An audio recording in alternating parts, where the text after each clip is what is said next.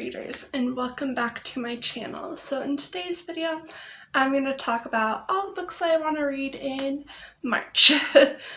So I have a lot of contemporaries to get through and some nonfiction as well as series. So yeah, let's just get through it.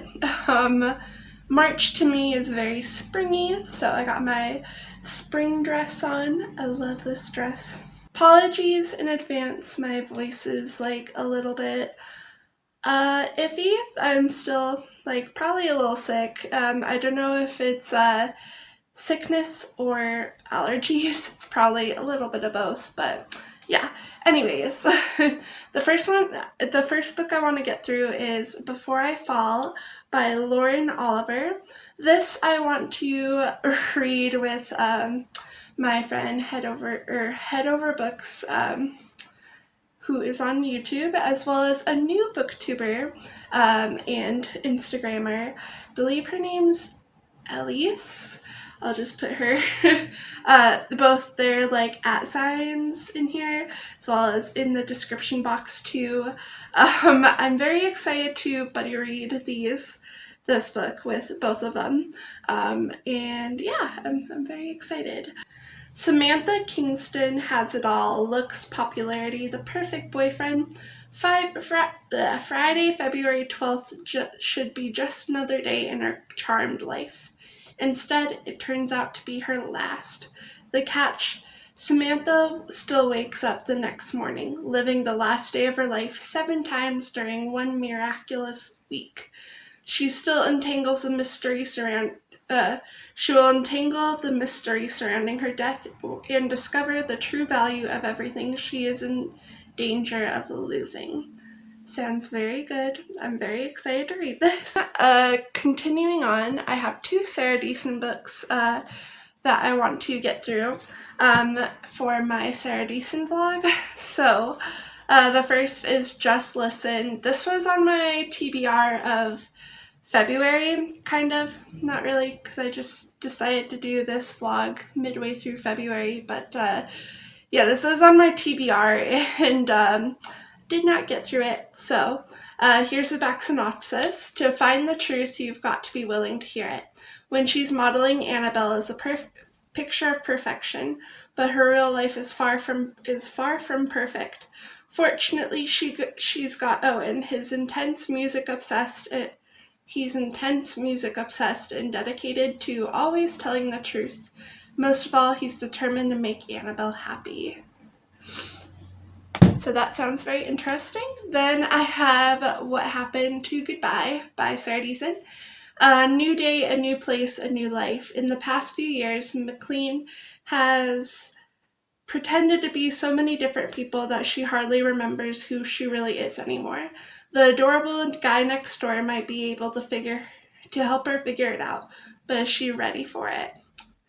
These both sound very appealing and just very YA contemporary, which I'm very excited about. Then I have When Dimple Met Rishi by Sandhya. I believe I'm pronouncing her name right. Menon. It is this. I'm very bad at names, butchering names, so anyways, this is the back synopsis, and also I'm gonna buddy read it with Megan from Head Over Books as well this month, so I'm very excited. So this is it. Dimple Shaw has it all figured out. With graduation behind her, she's more than ready for a break from her family and from Mama's inexplicable obsession with her finding the ideal Indian husband. Ugh.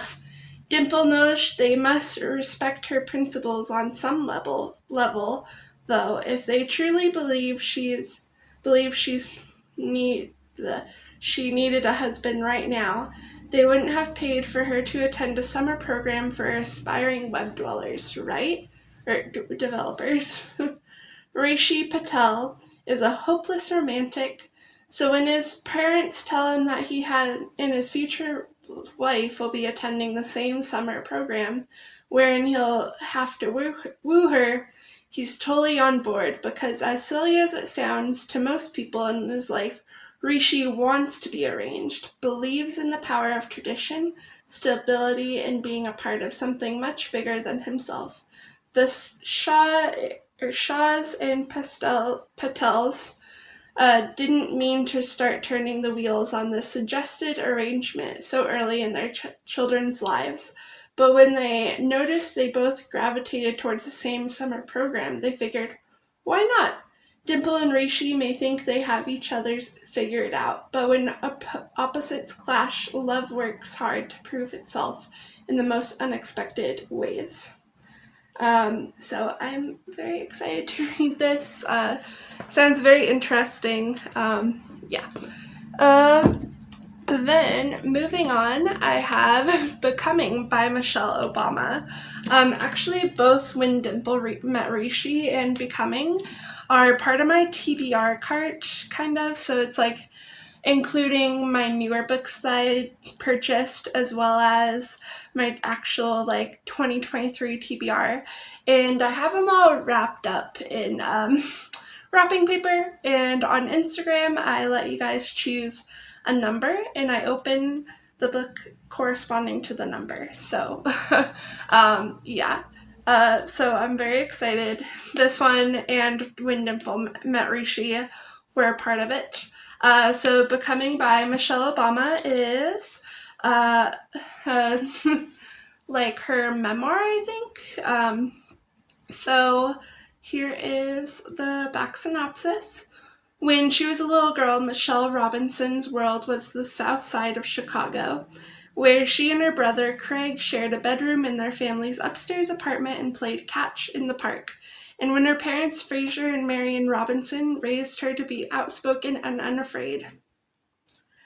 But life soon took her much further afield from the halls of Princeton, where she learned for the first time that it felt like to be the only Black woman in the room, to the glassy office tower where she worked as a high-powered corporate lawyer, and where one summer morning a law student named Barack Obama appeared in her office and upended all her carefully made plans. Here, for the first time, Micheal Obama describes the early years of her marriage as she struggles to balance her work and family with her husband's fast-moving political career. She takes us inside their private debate over whether he should make a run for the presidency in her subsequent role as a popular but oft-criticized figure during his campaign.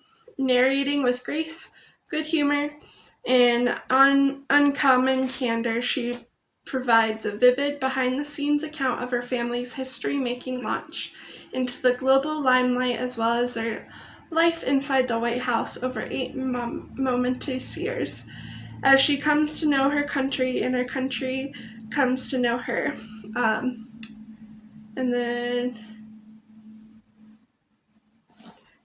So that's pretty much that.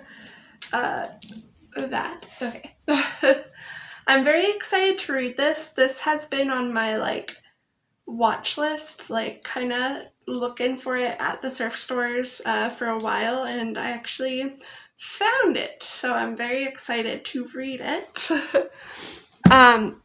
Then the last book that I have chosen for myself is The Infinite Sea by Rick Yancey.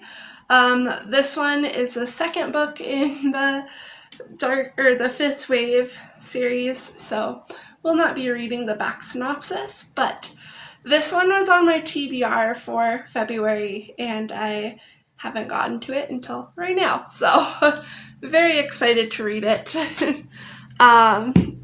Then, moving on, I have this thing where I wrap again.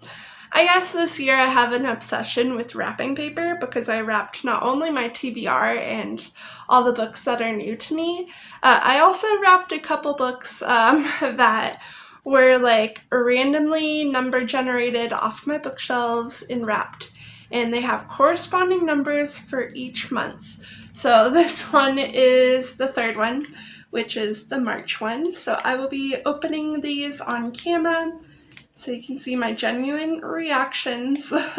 So yeah, anyways, can tell I'm like a little nasally today, so let's see. Oh wait, I was thinking this was gonna be a Micheal Crichton book, but it's not. It's Finder by Lisa Gardner. Interesting. I'm very excited to read this. You know, I usually don't tend to read a lot of like mysteries on my shelves, so I'm glad that this one I completely forgot I wrapped it. So Flora Dane is a victim. 7 years ago, carefree college student Flora was kidnapped while on spring break for 472 days. Flora learned just how much one person can endure.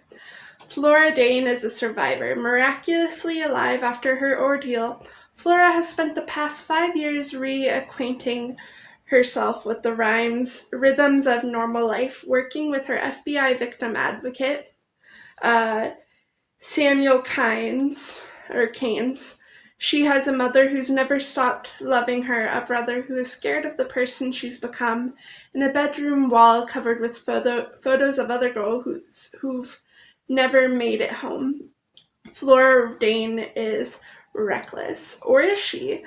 When Boston detective D.D. Warden is called for the scene of a crime, a dead man in the bound naked woman who killed him, she learns that Flora has tangled with 3 other suspects since her return to society.